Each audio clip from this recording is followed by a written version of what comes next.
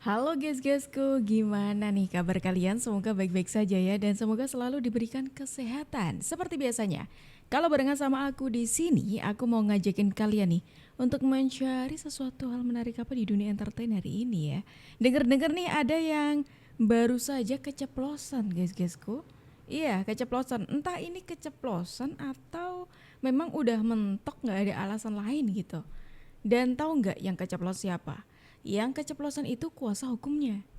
Menarik nih. Yuk mendingan daripada kita bertanya-tanya, langsung aja kita tonton videonya berikut. Enggak, udah ya. Sekali. Ya, aborsinya sekali. Berarti bukan 2 kali pulang ya? Sekali. Bener kan? Udah ya. Bang, berarti untuk memastikan berarti hari ini masih dapetin Faril bang ya sebagai kuasa bang ya? Ya Allah, kasihan. Suara hilang bang, ya. Suara sekarang agak Melakukan itu tadi. Enggak, video call untuk dia meminum pil, kemudian dengan Sprite, kemudian gugur. Tapi yang menjadi aneh bagi saya, kan dibilang perutnya membesar. Nah kalau kita hitung dia Mei hamil, dia pulang, dia datang ke Indonesia Maret, 3 Maret. Maret, April. Oke, Mei.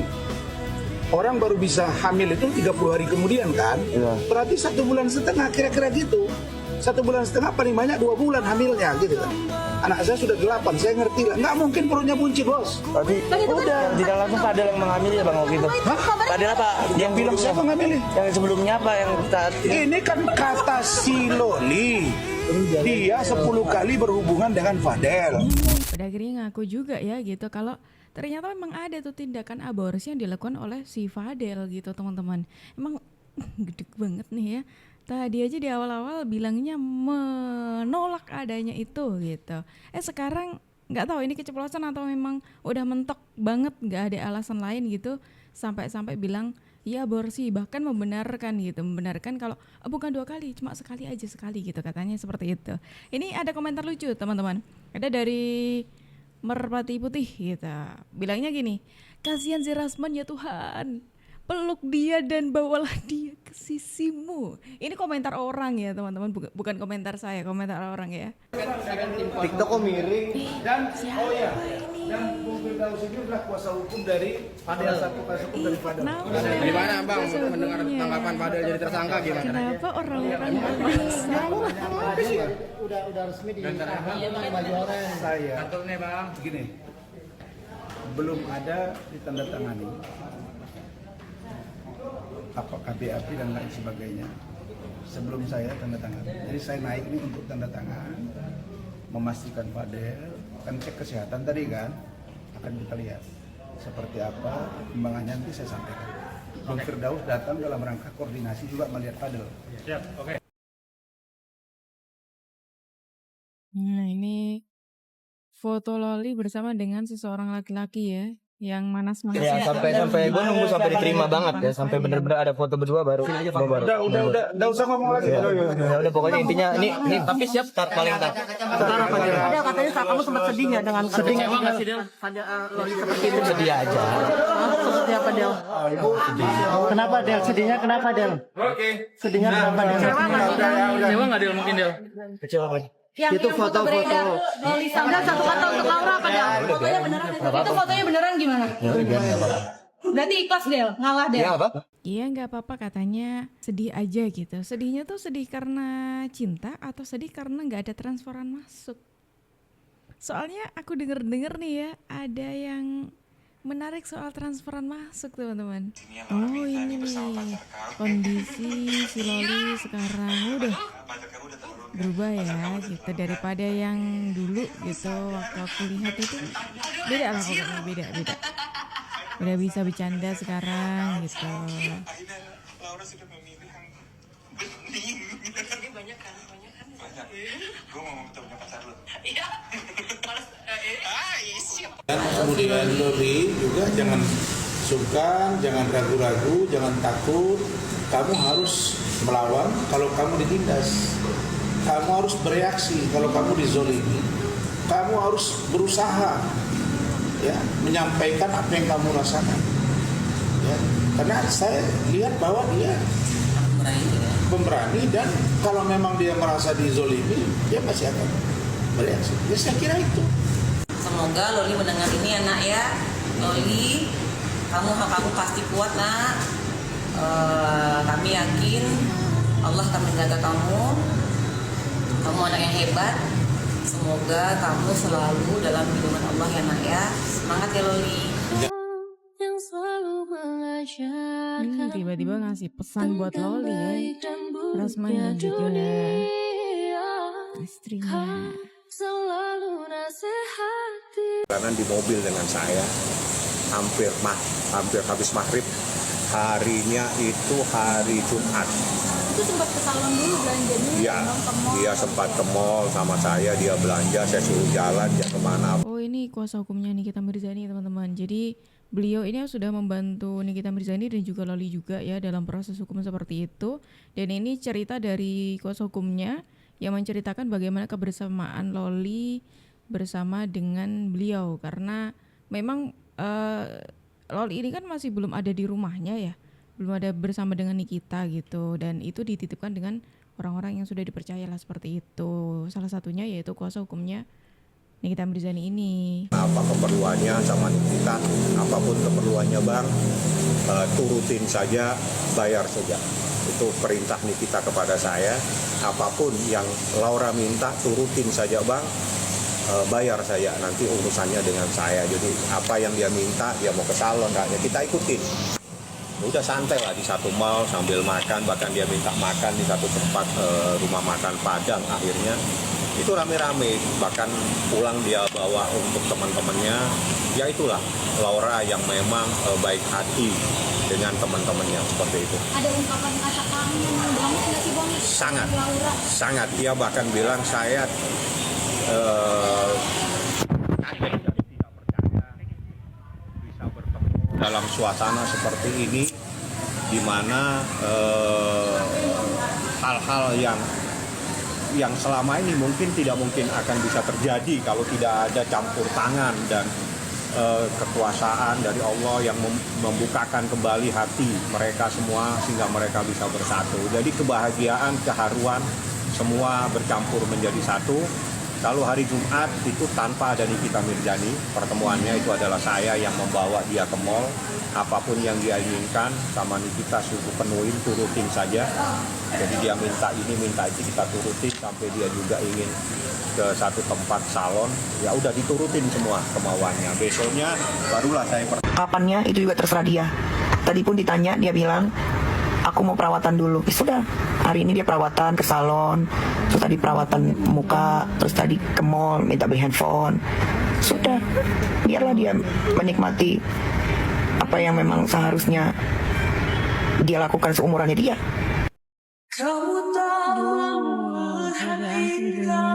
Anak dan ibu ini bertemu teman-teman. Ini pertemuan antara Nikita Mirzani dengan Loli atau Laura bersama selesai. Sungguh sangat berarti. Setelah 7 bulan bayangin. Lalu juga ketemu sama adik-adiknya. Cinta kasihku, terima kasihku, takkan pernah terhenti. Menarik nih.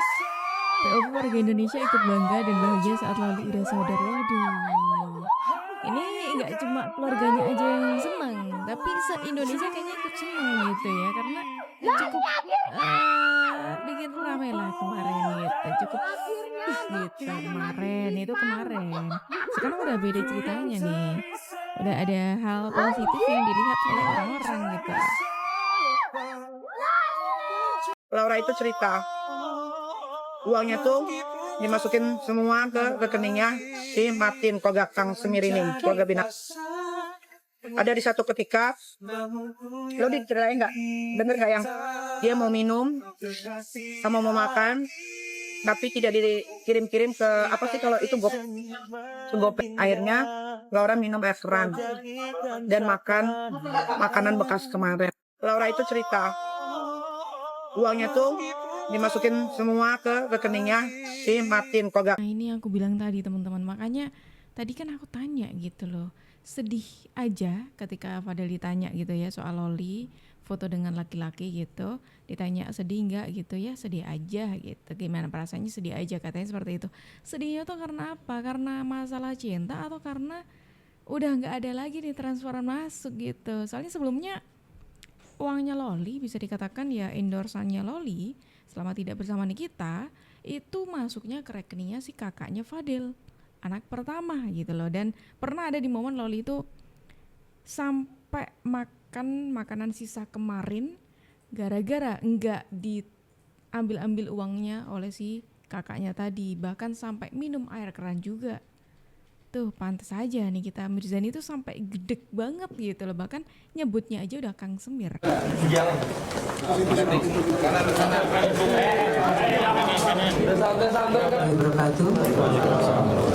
Lanjut, saksi terlapor sudah. Kita berhasil melakukan penahanan terhadap tersangka tindak pidana persetubuhan dan atau pencabulan dan atau aborsi tidak sesuai ketentuan. Ya. Kemudian ada pun kronologis kejadiannya itu pada bulan Januari 2024. Pelapor yang bernama NM yang merupakan ibu korban menjelaskan bahwa anak korban LM berpacaran dengan terlapor via B. Dan selama menjalin hubungan pacaran tersebut atas bujuk rayu tersangka yang menjelaskan akan bertanggung jawab serta menikahi anak korban, sehingga anak korban LM mau melakukan hubungan badan layaknya suami istri dengan tersangka via B. Dan dari hasil hubungan tersebut, anak korban LM diduga telah mengalami kehamilan serta anak korban LM dipaksa untuk menggugurkan kandungannya oleh. Terbaru nih bikin lo jadi tersangka. Kemarin kan sempat bilang katanya nggak mungkin. Nggak mungkin. Nggak puas ya dia. Ditangkap gimana nih kok? Pada saat ini kemarin Laura mendengar mungkin akhirnya Bagel sudah ditetapkan menjadi tersangka dan sudah rilis juga di Polres. Bagaimana tanggapan dari Laura sendiri? Saya tidak membahas hal itu. Saya tidak mau mengganggu kebahagiaan keharuan seorang anak dengan ibunya. Sangat tidak etis kalau saya membahas hal tersebut. Karena itu masa lalu yang harus dibuang. Tidak perlu lagi kita bahas. Sangat tidak punya etika kalau saya membahas itu. Menanyakan, memperlihatkan atau bertanya.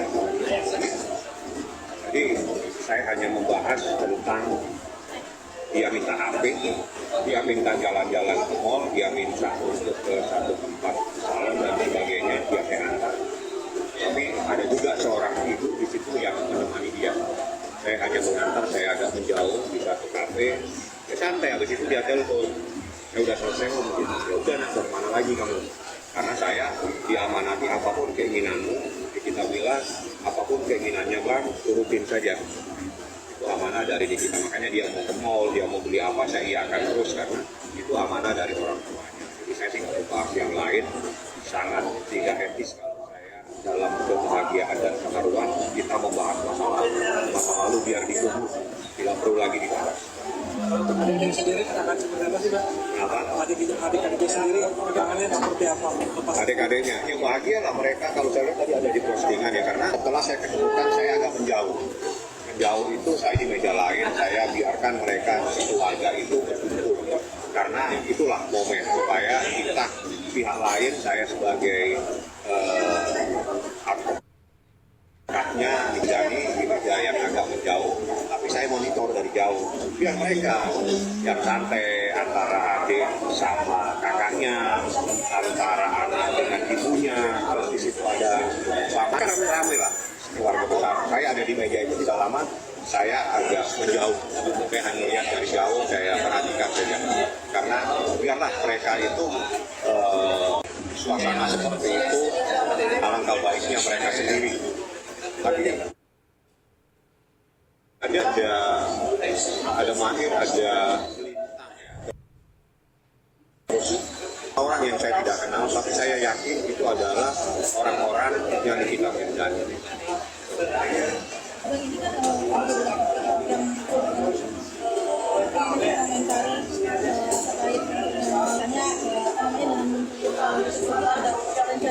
Oh, ini pernyataannya kuasa hukumnya Nikita Mirzani ketika ditanya soal kabarnya Loli itu ya teman-teman, karena memang sedari awal belum satu rumah seperti yang aku bilang tadi. Ada Laura itu ada di suatu tempat yang mana tidak ada Nikita di sana, cuma ada orang kepercayaannya Nikita yang diberi pesan untuk menjaga Loli di sana gitu. Terus kemudian yang tadi kita barusan tonton itu merupakan pertemuan antara Loli dengan ibunya gitu. Sangat pastinya sangat haru ya gitu. Dan dengan luar biasanya kuasa hukumnya Nikita itu ketika ada momen tersebut langsung kayak oke ya agak menjauh karena biarkan ini masalah mereka lagi bertemu kan, barusan bertemu, pastinya temu kangen juga dan begitulah. Hah? Bang Firdaus Oiwobo mau ganti ketua Mahkamah Agung? Memang hebat kali pengacara multi talenta ini ya. Nambah jadi kuasa hukum Fadel.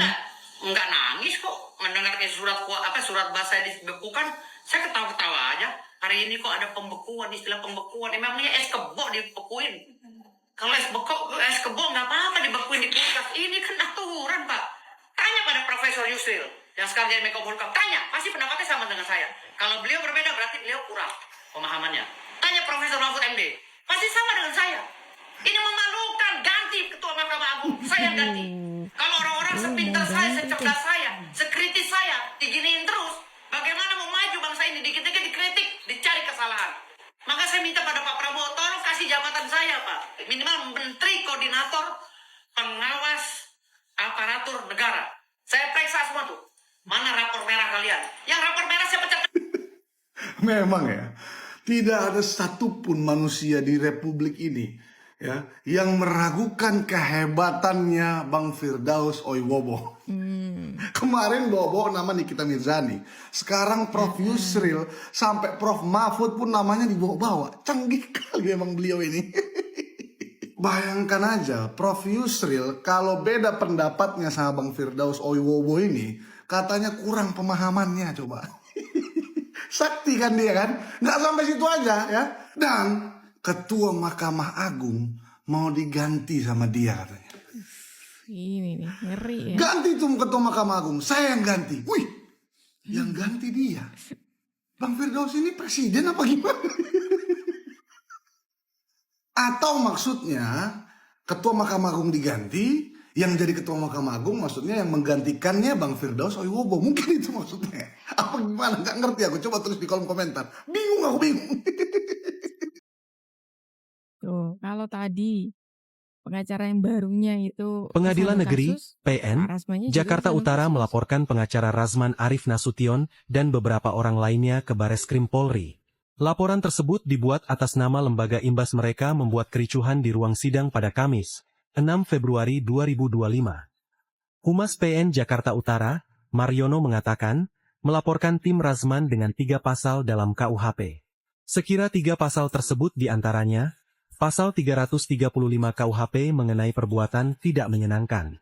Kemudian, pasal 207 KUHP tentang penghinaan terhadap penguasa atau badan hukum, dan pasal 217 KUHP terkait menghalangi jalannya persidangan. Mariono mengatakan, laporan tersebut merupakan tindak lanjut dari instruksi Mahkamah Agung, MA. Diharapkan, kejadian itu dilaporkan agar tak dibiarkan tanpa tindakan hukum dan mencegah kembali terjadi peristiwa serupa. Dalam laporan tersebut, PN Jakarta Utara menyerahkan barang bukti berupa rekaman video ke penyidik Bareskrim Polri. Diketahui hingga kini, pihak Razman belum meminta maaf kepada pengadilan.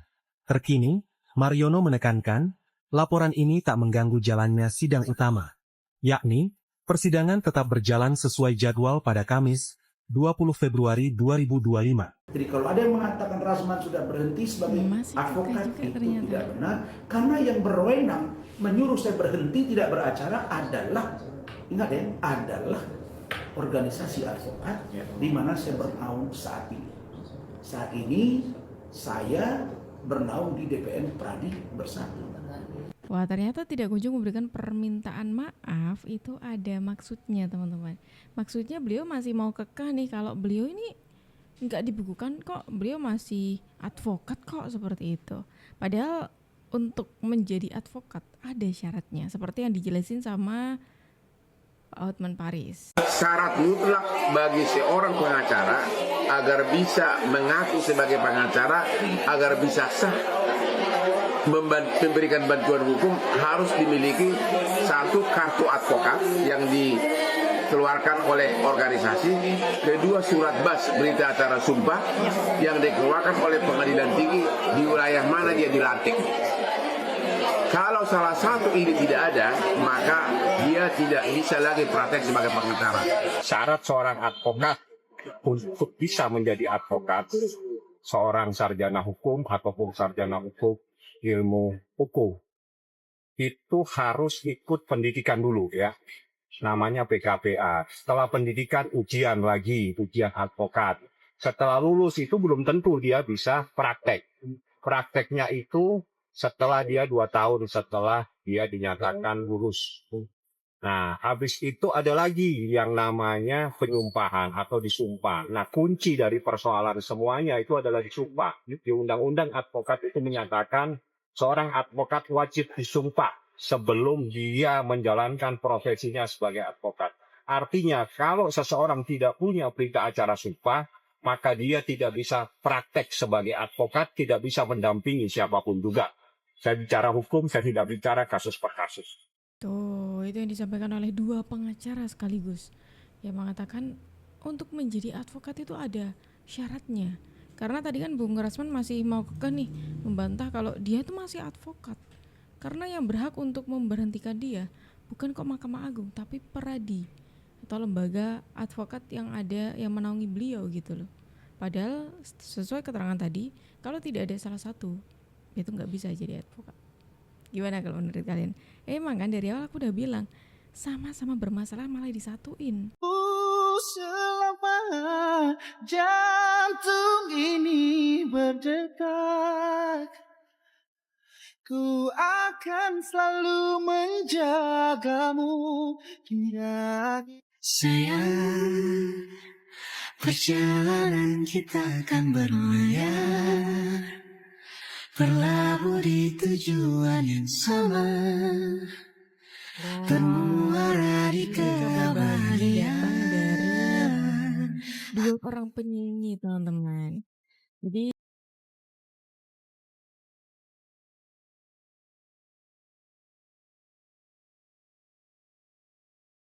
putrinya, ya anak perempuan yang barusan lahir ke dunia dan diberi nama Zaire Salina Quinley Karema Febian. Yang bikin menarik dari nama ini adalah bagian Salina ini merupakan gabungan dari 2 nama, namanya ibunya Iki dan ibunya Malini. Ini yang bikin semuanya itu yang ngelihat, mendengarkan itu terharu gitu teman-teman. Kita tadi diawali dengan informasi yang perjuangan seorang ibu gitu ya untuk menyadarkan kembali putrinya, dan saat ini kita juga mendapatkan informasi seorang ibu yang baru saja melahirkan seorang putri yang cantik. Wah, luar biasa sekali bukan? Gimana kalau menurut kalian teman-temanku semuanya? Langsung aja tulis pendapat kalian di kolom komentar, dan terima kasih banyak karena kalian sudah menemani aku dari awal sampai akhir. Aku Jub pamit undur diri, sampai jumpa dan terima kasih.